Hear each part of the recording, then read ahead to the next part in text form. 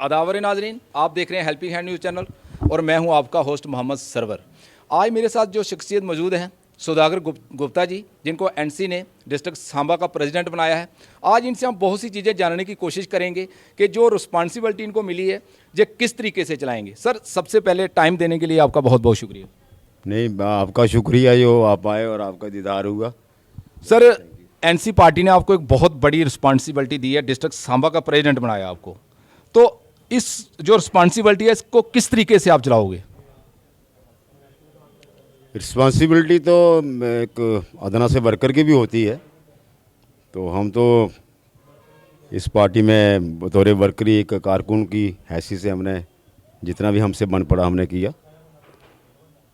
तो वैसे भी लीडरशिप का हम पर हमेशा प्यार रहा, उनकी नज़र इनायत हम पर हमेशा। सर, क्योंकि आपके ऊपर काफ़ी रिस्पॉन्सिबिलिटी बनती है, क्योंकि बहुत से जो सीनियर लीडर थे वो एनसी पार्टी को छोड़कर कूच कर चुके हैं, जिन्होंने 40 साल से जो एनसी पार्टी के साथ जुड़े हुए थे, तो उन्होंने इस पार्टी को छोड़ दिया है। तो सर, इनका छोड़ने का क्या रीज़न था? क्या कोई जम्मू वालों की बात नहीं सुनी जा रही थी? कोई ऐसा था पार्टी में? ऐसी बात तो नहीं है सरवर साहब। बात तो ये है कि जिन लोगों ने 40 साल या 45 साल पार्टी में रहकर उन ऊंचाइयों को भी छुआ, यहाँ एक आम आदमी यहाँ नहीं पहुँच पाता है। तो ये पार्टी की देन होती है, पार्टी की लीडरशिप की एक इनायत होती है, एक मेहरबानी होती है अपने वर्कर पर। इन लोगों को इलेक्शन लड़वाए, इलेक्शन जितवाए, मंत्री इन लोगों को बनाया, इनको पूरी पावर दी, इन लोगों का नाम था। आज भी चलो जैसा भी उन्होंने किया ये तो वही बता सकते हैं कि वाई दे डिड इट। लेकिन आम लोगों की राय में जो बात आ रही है, हम तो पार्टी में, चलो हम तो सिपाही थे पार्टी के, इनको भी लीडर मानते रहे, तो दुख तो है इस बात का, अफसोस तो है कि ये अच्छा नहीं हुआ। पार्टी को कहीं ना कहीं उसमें थोड़ी परेशानी ज़रूर आती है। जिन लोगों के साथ, जो वर्कर के साथ इनका वास्ता रहा या जो भी जैसा भी रिलेशन होता है बिटवीन लीडर एंड वर्कर्स, वो लोग भी परेशान हैं। वो बेचारे अभी दो रास्तों पर खड़े हो गए हैं कि इधर जाएं या इधर जाएं। इनके रोल को देखते हैं तो उनका दिल थोड़ा अफसोस करता है। तो क्या ये हाई अथॉरिटी, जो एनसी की हाई अथॉरिटी जो है, मतलब लीडरशिप है, हाई लीडरशिप है, क्या उनकी गलती नहीं है कि आज तक बीजेपुर कॉन्स्टिट्यूंसी में कोई लीडर और तैयार किया ही नहीं? अगर वो मतलब उनको पता था तो कम से कम और 2-3 लीडर उनको तैयार करने चाहिए थे, लेकिन ऐसा नहीं किया। सर, ऐसा क्यों हुआ? ये उनका इसमें कोई ज़्यादा रोल नहीं है। रोल तो यही होता है कि जो आदमी जिस मुकाम पर पहुंचता है ये उसका फ़र्ज़ बनता है। मेरे गुरुजी थे अब्दुल कबीर वानी फ्राम कश्मीर, कुलगाम डिस्ट्रिक्ट के, वो एमएलए भी रहे हैं। तो उन्होंने मुझे किसी एक वक्त पर मुझे बताया था कि भाई लीडर जो है वो एक मुर्गी के रूप में होना चाहिए, जो आगे अंडे पैदा करे, और लीडर को एक मछली के रूप में होना चाहिए कि जो पानी में रहकर अपने आप को ज़िंदा रखती है। तो ये लोग बदकिस्मती है कि पूरे देश की बात आप कर लें, इन लोगों पर क्या है वो इल्ज़ाम है। तो पूरे देश में एक चलन है कि सारे तकरीबन मुर्गे ही पैदा होते हैं, और जिन लोगों ने विश्वास किया किसी एक पर, जैसे मुझे आज एक छोटा सा दर्जा उन्होंने दिया, जैसा भी आप तो उसे बड़ा समझते हैं, ये एक छोटी सी बात है, कोई बड़ी बात नहीं है। हम तो कारकुन बन के ही काम करेंगे, जैसे एक आम साधारण वर्कर होता है, उसी हैसियत से, उसी नज़रिए से बात करेंगे। और जितने भी हमारे साथी हैं हम उनको पूरा उनका दर्जा, उनकी जो बड़ी कॉल दिस रिस्पेक्ट है उसको महफूज रखेंगे। सर, क्या ये जो एनसी पार्टी है जम्मू डिवीज़न में, क्या ये मतलब इसका ये खात्मा होता दिख रहा है आपको? क्योंकि एनसी पार्टी के लीडर जो थे, बहुत से लीडर जो हैं वो बीजेपी में जा चुके हैं, एमएलए जा चुके हैं, जो आज प्रेसिडेंट रहे हैं बड़े बड़े, वो जा चुके हैं, सरपंच जा चुके हैं, पंचेस जा चुके हैं। तो 100 की तादाद में सरपंचों ने एनसी पार्टी छोड़ दी है। तो मुझे लगता है कि कहीं एनसी पार्टी बहुत कमज़ोर होती दिख रही है जम्मू डिवीज़न में। हाल ही में आपके सामने रिज़ल्ट आया था डीडीसी इलेक्शन का। उसमें मैंने एक बात की थी कि जब इलेक्शन इन्होंने सेंट्रल गवर्नमेंट ने जब अनाउंस की, या इलेक्शन कमीशनर ने, तो आपको याद होगा कि सबसे पहले उन्होंने एक शगुफा छोड़ा कि हम इलेक्शन करवाएंगे डीडीसी की। तो उनके जहन में ये था कि ये एनसी और ये पीडीपी वगैरह जो कश्मीर जो वो जैसा वो समझते हैं बेस्ट पार्टी, ये बाइकआउट करेंगे तो हम मुफ्त में सबको ले जाएंगे, डीडीसी पे कब्ज़ा कर लेंगे। लेकिन जब हमारी पार्टी ने सबसे मिलकर एक राय बनाई कि हम इलेक्शन फाइट करेंगे, इलेक्शन में आएंगे, तो दूसरे दिन एक स्टेटमेंट उन्होंने दोबारा बदल दी और अपना प्रोग्राम बदल, कहने लगे नहीं भाई पहले तो हम चाहते थे कि नॉन पार्टी बेस पर होगी, अब पार्टी बेस पर होगी, क्योंकि जब हल्का निशान कोई देखे, कलम दबा देखे तो लोग उसमें नफरत पैदा करने की बातें थी ये। लेकिन आपने देखा होगा कि जम्मू में भी नेशनल कॉन्फ्रेंस का एजेंडा नीचे नहीं रहा, ऊंचा रहा। नहीं सर, जम्मू जब सांबा की बात हो तो डीडीसी में भी इनको शिकस्त का सामना करना पड़ा है, क्योंकि एक सीट निकली है डिस्ट्रिक्ट सांबा से एनसी की, बाकी तो बीजेपी ने जीती है। इसका मतलब बीजेपी अच्छा काम कर रही है। आपको क्या लगता है कि जो इतने लोग बीजेपी में जा रहे हैं और इतने लोग जीत रहे हैं, तो फिर मुझे लगता है कि बीजेपी में क्वालिटी है। उसमें आपका क्या कहना है इसके ऊपर? उसमें सर साहब एक बात देखिए आप, उसमें टेंटेटिवली सोचिए और देखिए इलेक्शन के दौरान क्या हुआ। एक तो जो उनका एक स्लोगन है, एक जो उनका ठोस प्रोग्राम है, जो सॉलिड प्रोग्राम है जी बीजेपी का, वो तो हिंदू और मुस्लिम की बात करते हैं, सीधी सीधी बात है, उसमें अभी पर्दा नहीं है। दूसरा, उन्होंने जम्मू पर एक कब्ज़ा करने की कोशिश की। अनुराग ठाकर जी, बीके सिंह जी, अमृत वो क्या ईरानी वगैरह, वो उनकी सेंट्रल लीडरशिप ये छोटे छोटे गांव में भेज दी। मतलब उनका कद कैबिनेट रैंक पूरे हिंदुस्तान के लीडर हैं, तो इलेक्शन के दौरान एक बीके सिंह एक गुड़ा सलातिया में जा रहा है राजपूतों को मुतासर करने के लिए, अनुराग ठाकर जी राय में जा रहे हैं, और स्मृति ईरानी यहाँ स्वाखा में आ रही है, गो ब्राह्मणा में आ रही है। तो सर एनसी उनका क्या कसूर है? एनसी पार्टी क्यों सोई थी? क्योंकि जो आला लीडरशिप है एनसी का, तो कोई बंदा जहां पर नहीं आया, जहां तो मुझे लगता है जम्मू को लेकर एनसी पार्टी इंटरेस्टेड नहीं है, तो नहीं तो उनको भी आना चाहिए था, उनको कोई मना थोड़ा कर रहा था सर। चलो हमने उस लेवल पर इसको नहीं लिया था, ये हमने चाहे ये लोगों की, आम लोगों की इलेक्शन है, इसमें कोई बड़ा कोई इतना कोई नहीं है सिस्टम।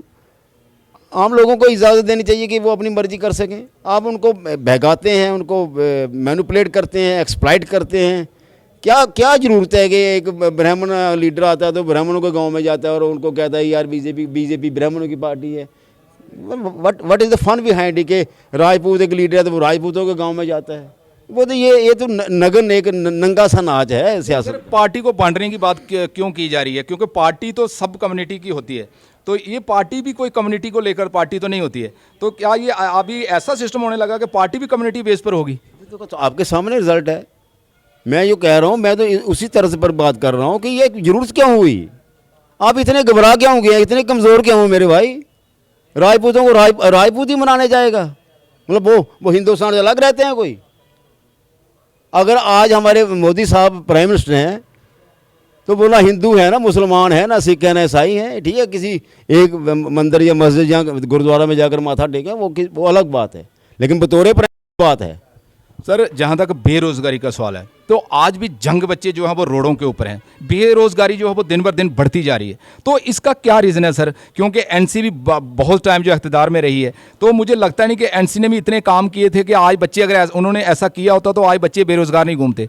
तो ये आज भी बच्चे बड़े बेरोजगार हैं, लेकिन उनकी कोई बात करने वाला नहीं है। एनसी पार्टी ने भी कोई आज तक मुझे लगता नहीं कि कोई प्रोटेस्ट किया है। तो सर इसके ऊपर क्या कहेंगे आप? वो अलग बात है, जब से ये ड्यूटी का बोझ हम पर लादा गया है उसके बाद तो परेशानियां आई हैं मेरे दोस्त, उसमें दो राय नहीं है।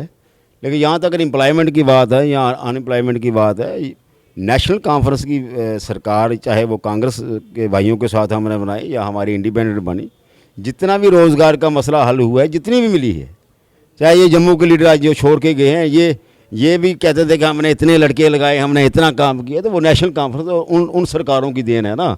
आप मुझे बता सकते हैं या ये लोग हमें बता दें बीजेपी वाले कि 7 साल 8 साल हो गए हैं भैया आपने संभाली हुई हमारी कमांड, कितने लोगों को रोज़गार दिया है, क्या पॉलिसी आपकी, क्या कर रहे हैं आप? सर हिंदू मुसलमान तो तेल के भाव बढ़ाओ, तो ये कि बेरोज़गारी की टांग तोड़ दी हमारी बच्चे बेचारे। ये अभी शुक्र है इस बात का, मैं सरवर साहब आपको बताऊँ, ये रियासत जो है ना जम्मू कश्मीर, ये पूरी दुनिया में लोग इसको जन्नत मानते हैं कि अगर ज़मीन पर कोई जन्नत है, स्वर्ग तो किसी ने देखा नहीं, ना किसी ने देखना है, लेकिन कश्मीर को लोगों ने देखा, वो समझते हैं जन्नत है। सर बीजेपी पार्टी जो काम कर रही है, आप उससे मुतफिक हो? जो काम कर रहे हैं, क्या काम कर रहे हैं? वो बेड़ा गर्क कर रहे हैं देश का, कर देंगे। नहीं फिर सर उनको लोग क्यों लाइक कर रहे हैं? क्योंकि इलेक्शन में वही जीत रहे हैं। अरे भाई कहाँ लाइक कर रहे हैं? आज हिमाचल का आपने देख लिया, उनकी गवर्नमेंट है ना, वहाँ पर धक्के निकाल दिए बार बार। मैं मेरी शब्दावली में कोई फ़र्क आ जाता है। वो 4 लाख से जीता था हिंदुओं के नाम पर, और मंडी का आपने टोपोग्राफी देखी है, जितने फौजी भाई हमारे जनरल कर्नल ये वो सब उसी असेंबली में उसी कॉन्स्टिट्यूंसी में आते हैं। और वो पिछली बार 4 लाख ज़्यादा वोटों से जीता था भाई एमपी उनका। अब वो हारा है तो कितने वोटों से हार गए, 6-7 लाख से हारा वो। और लोगों का वो जो था ना, वो जो जहर आपने भरा था वो अब डाउन हो गया। सर एक क्रिकेट मैच होता है उसके ऊपर काफ़ी मतलब लोगों की तरफ से नारे लगाए जाते हैं, तो उनको जो जिन्होंने नारे लगाए थे उनको उनकी सज़ा भी मिलती है। लेकिन उसके बाद में बीजेपी के एक एमएलसी का बयान आता है जो कि बहुत ही शर्मनाक बयान था। तो उसके ऊपर सर क्या कहेंगे? जब ऐसे बयानात शुरू हो जाएंगे तो फिर लोग तो भड़कना शुरू हो जाएंगे, तो उस बयानात के ऊपर आप क्या कहेंगे सर? बीजेपी की ये खुराक है।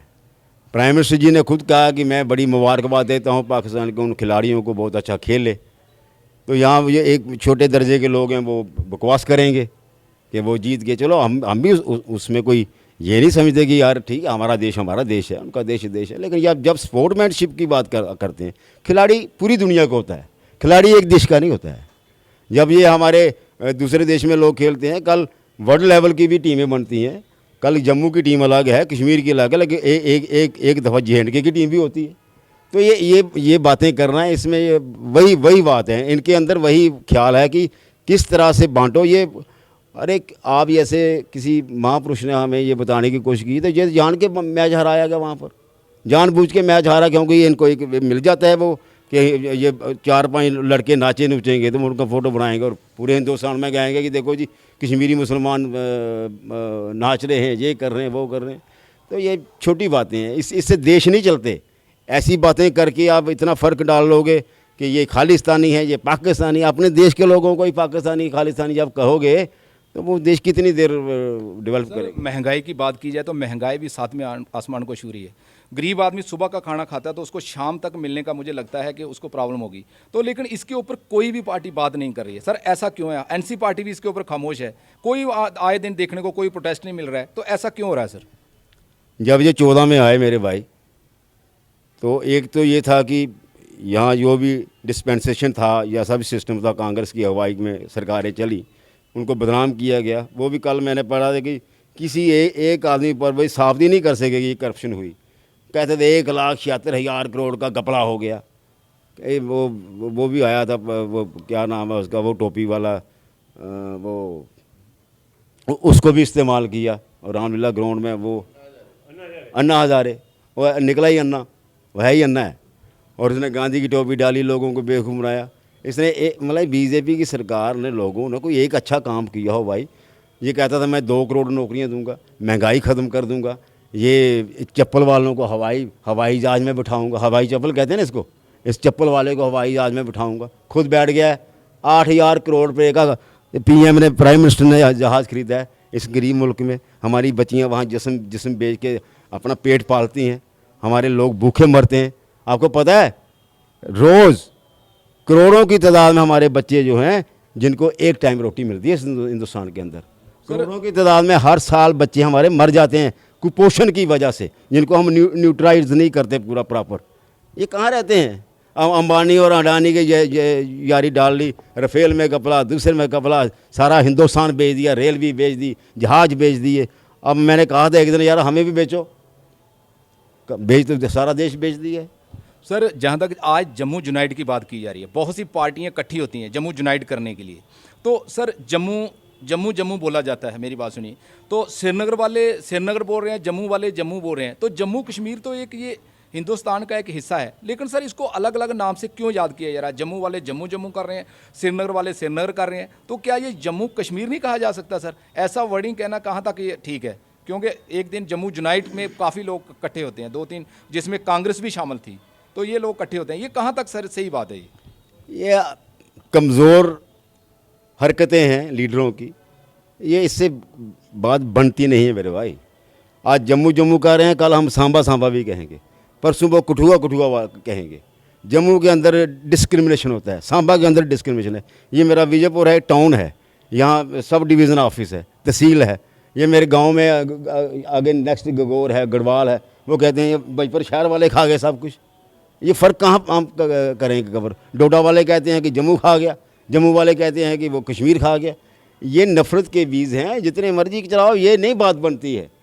मेरे एक मोहल्ले की बात है, 10 नंबर वार्ड का मैं मेंबर हूँ, मैंने ज़्यादा डेवलपमेंट करवा ली, 9 नंबर वार्ड वाला वो गाली निकालता है कि ये कैसा पार्षद है, ये अपने घर को सजाता है। ये फ़र्क थोड़ी निकल सकता है। ये ऑन द होल एक हिंदुस्तान देश की बात करनी चाहिए। देश कैसे आगे बढ़ेगा? जम्मू आगे बढ़ाओ जी, सांबा आगे बढ़ाओ जी। जो बस थोड़ी खरीदी है कि सांबा खड़ूगा, हम स्लोगन बढ़ा के सांबा सांबा बैठो, जम्मू जम्मू बैठो, फिर तो हम डिवीज़न कर रहे हैं लोगों की। सर लास्ट में आप अपने डिस्ट्रिक्ट सांबा के लोगों को, जम्मू कश्मीर के लोगों को, मीन्स के पूरे हिंदुस्तान के लोगों को क्या पैगाम देना चाहते हो? हिंदुस्तान की जहाँ तक हमारे देश की बात है, ये ऋषि मुनियों और फ़कीरों का देश है।